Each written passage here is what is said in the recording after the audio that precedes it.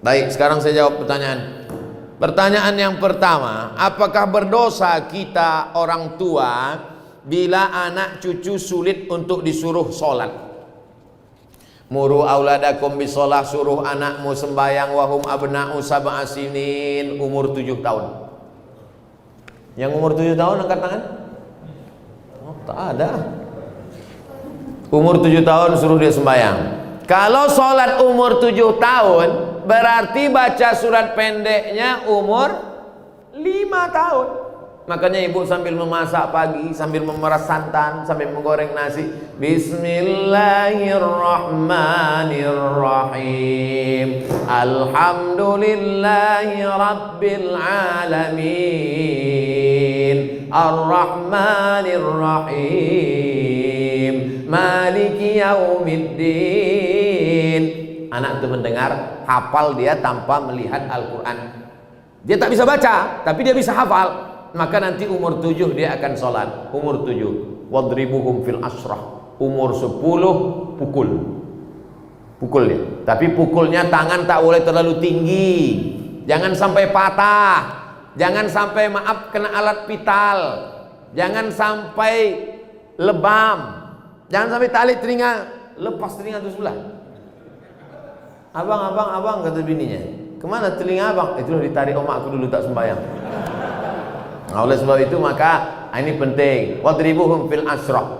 Masukkan dia ke pondok pesantren, SD IT, SMP IT, SMA IT. Yang tahan berpisah dengan anak, masukkan ke pesantren boarding school. Yang tak tahan berpisah, masukkan full day. Di Medan banyak, masuk pagi, jemput sore. Tidak ada yang bisa mengontrol, mengawal anak-anak kita ini selain benteng terakhir pendidikan anak-anak kita adalah sekolah agama. Sudah disekolahkan agama, sudah dikasih makan halal, sudah dikasih tunjuk ajar, sudah dinasehati, tak juga kita sudah tidak kurang usaha. Wala taziru waziratu wizra ukhra. Kita tidak memikul dosa orang lain. Bapak tak memikul dosa anak, ibu tak memikul dosa cucu. Dosa tanggung masing-masing.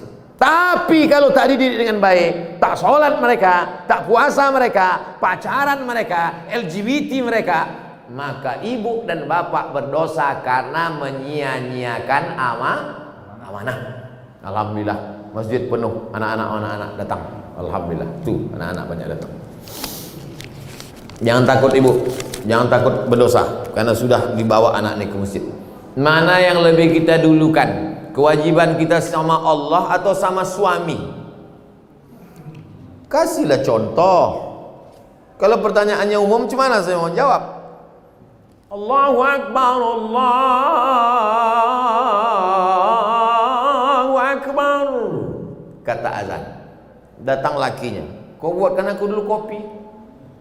Mana yang lebih didulukan? Ibu sholat atau membuatkan dia kopi? Ini tak akan terjadi. Kenapa? Karena bapak itu pasti ke masjid sebelum azan.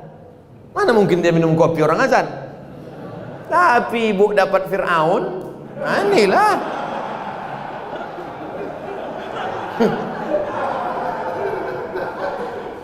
Taatlah kepada suami. Innama huwa jannatuki wa naruki. Suamimu itu bisa jadi surgamu, suamimu itu bisa jadi nerakamu. Kan itu yang selalu dihafal hadis oleh suami kan? Surga kau, sini. Suami yang bagaimana bang? Ibu mesti cerdas sikit. Kasih tahu dia suami yang ke masjid bang, dia ke masjid. Tapi ibu juga tak bisa menasihati bapak itu. Jangan mentang-mentang ibu udah pengajian pulang dari sini bang. Assalamualaikum. Nah, mudah-mudahan bapak yang belum ke masjid, amin. Tapi kalau ditengok ini bapak ini sama ibu ini orang-orang masjid semua, insyaallah. Kita doakan mudah-mudahan dapat hidayah. La ta'ata li makhluqin, itu kaedahnya. La ta'ata li makhluqin fi ma'siyatil khaliq. Tidak ada ketaatan kepada manusia kalau menyebabkan durhaka kepada Allah. Ibu disuruhnya misalnya buka jilbab. Aku tak suka lah nengok kau jilbab, macam nenek-nenekku tengok. Coba kau buka jilbab itu, kau cat warna kau, rambut kau 3 warna merah kuning kelabu. Ibu tak mesti patuh karena perbuatan itu melanggar syariat Islam. taat dan patuh pada suami selama itu taat kepada Allah dan Rasulullah Sallallahu Alaihi Wasallam. Kalau disuruhnya ibu pakai jilbab panjang, patuh. Kalau disuruhnya ibu ikut pengajian, bagus. Kalau disuruhnya ibu bersedekah, patuh. Tapi kalau disuruhnya melawan perintah Allah, la ta'ata. Itu kaidahnya. La ta'ata li makhluqin fi maksiatil khaliq. Tak ada ketaatan kepada makhluk kalau menyebabkan maksiat kepada Allah. Ustadz, apakah kita terlalu khawatir dengan virus COVID ini bisa merusak akidah kita, Pak Ustadz? Misalnya bapak saking takutnya kena penyakit paranoid, ketakutan tak tentu arah, itu tauhidnya sudah kena itu.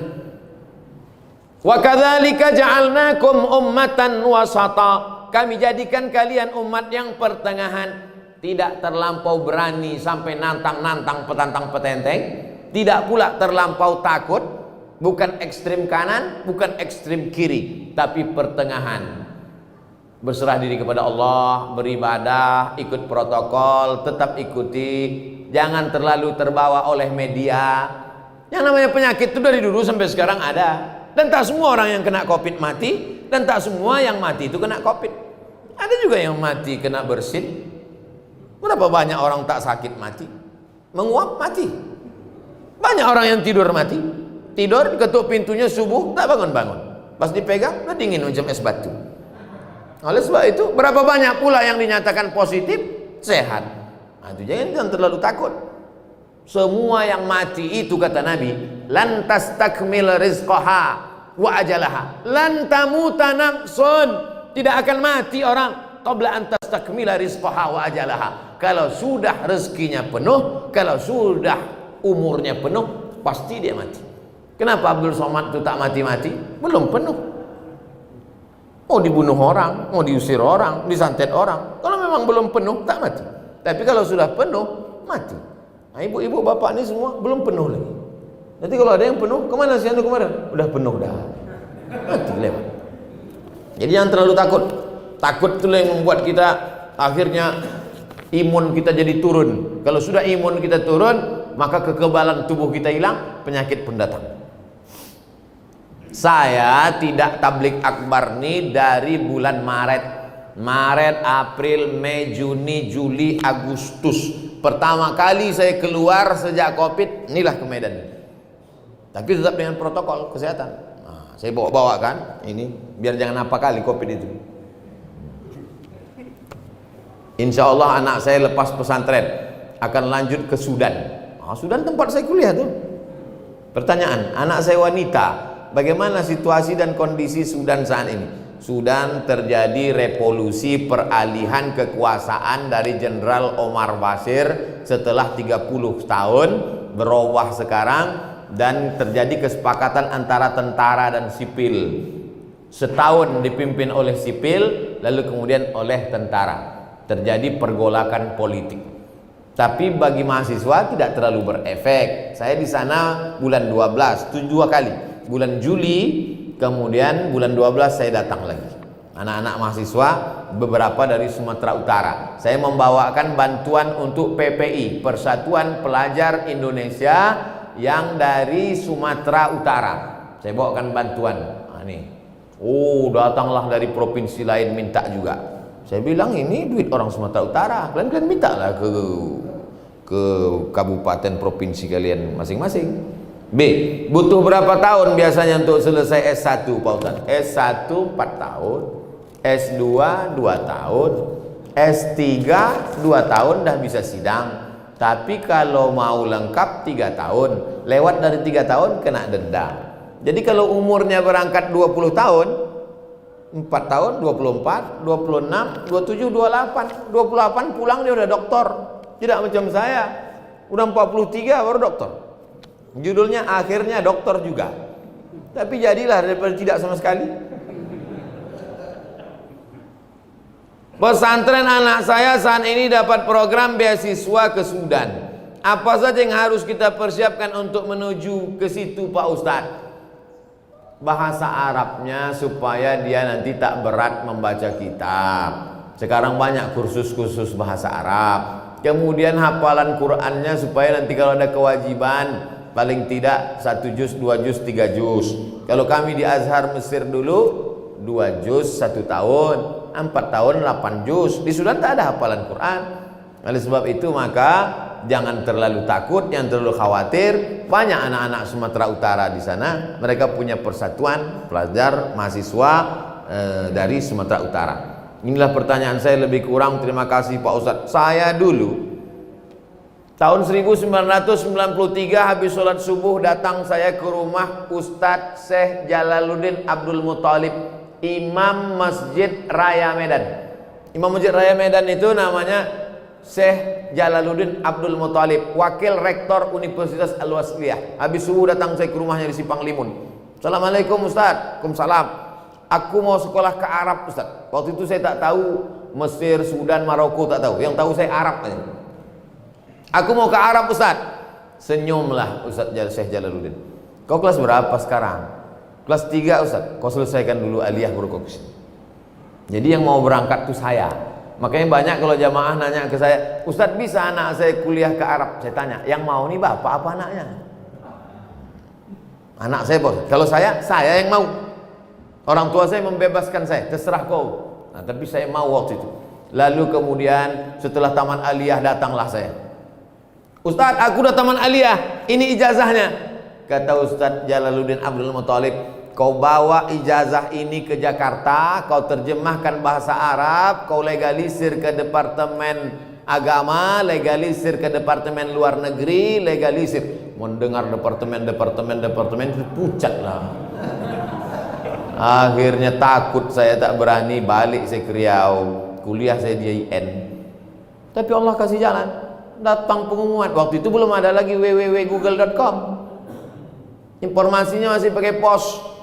Jam 12 siang pulang saya kuliah di IAIN. Datanglah surat pakai pos, dikirim kawan saya dulu satu pesantren di Darul Arafah Medan, Lau Bekri, Deli Serdang. Abdul Halim namanya yang mengirim. Ikuti tes ke Mesir besok pagi. Suratnya sampai jam 12 siang. Langsunglah saya berangkat naik SDH, Spiro Dolo Hole. Mendaftar ke IAIN. Sampai di IAIN besok pagi, daftar situ. Nama orang yang menerima pendaftaran itu namanya Ustadz. Alah, lupa pula namanya. Ditanyanya, ada keluarga kau di Medan? Ada Pak.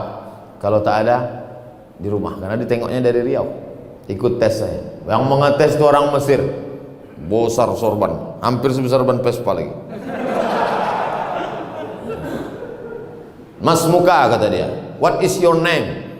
Langsung saya jawab, Abdus Somad. Nah, itu pula PD-nya kita kalau nama kita ini ada di Quran kan. Abdus Somad. Saya Abdus Somad. Istamir, kata dia, sambung bacaan ayat yang kubaca ini. Innallaha la yastahi an yadriba mathalan ma ba'udatan fama fawqaha. Sambung, kata dia. Saya baca, a'udzubillahi minasyaitonir rajim. Bismillahirrahmanirrahim. Innallaha la yastahi an yadriba mathalan ma ba'udatan fama fawqaha. فأما الذين آمنوا فيعلمون أنه الحق من ربهم وأما الذين كفروا فيقولون ماذا أراد الله بهذا مثلا يضل به كثيرا ويهدي به كثيرا وما يضل به إلا الفاسقين. Kebetulan yang ditanya itu pas yang selalu saya bawa sholat. Macam tahu aja dia itu bekal kita. Akhirnya keluarlah pengumuman 100 anak Indonesia yang lulus beasiswa ke Mesir. Saya baca dari nomor 1 sampai 100, tak ada nama saya. Rupanya karena grogi tak nampak. Baca, ada di situ rupanya Abdul Somad. Berangkatlah dari Jakarta dulu, pelatihan 2 bulan. Saya adik-beradik 2 orang. Anak pertama laki-laki, adik pun laki-laki. Orang tua sayang. Bukan saya ini 12 orang lalu pergi satu lupa dia, enggak. Pergi. Kata mak saya tak sampai hati dia melepas. Tapi ada bang mak saya, buat saya, kata dia, kalau ada yang melarang kau pergi, harimau mati meninggalkan belang, manusia mati meninggalkan nama. Kau nanti mau meninggalkan nama baik apa nama buruk? Kata dia. Bangkit semangat. Bangkit semangat, berangkat. Setelah 2 bulan naik pesawatlah dari Cengkareng. Mak, jangan buat kenduri sebelum aku pasti berangkat. Itu saya pesan dari awal. Karena takutnya potong kambing RT RW datang, tahu-tahu tak jadi kan, malu. Sebelum aku yakin berangkat, jangan buat kenduri. Begitu sudah di Cengkareng, udah mau berangkat, baru telepon. Aku sudah mau masuk pesawat nih. Kalau mau buat kenduri, kendurilah.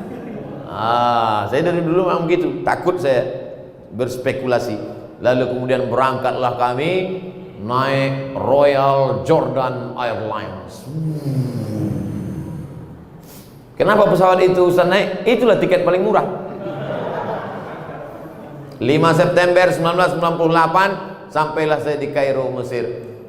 Di sana itu ada 2, satu HMM, Himpunan Mahasiswa Medan, yang satu lagi ke SMR, Kelompok Studi Mahasiswa Riau. Saya ikut Riau, karena orang tua saya di Riau. Oleh sebab itu lanjut, kemudian S2 ke Maroko, habis itu S3 ke Sudan, habis itu dapat visiting profesor dari Brunei Darussalam, habis itu Datuk Sri Ulama Setenggara, habis. Yang tinggal belum satu lagi, almarhum, tinggal itu lagi. Bapak Ibu yang dimuliakan Allah Subhanahu wa taala, hidup ini kita jalani saja, bangkitkan semangat, insyaallah menatap tatapan Bapak Ibu adik-adik semua, insyaallah kita ini semangat semuanya insyaallah. Amin. Ya rabbal alamin. Ala hazihi niyah wa kulli niyatin shalihah. Al-Fatihah. A'udzu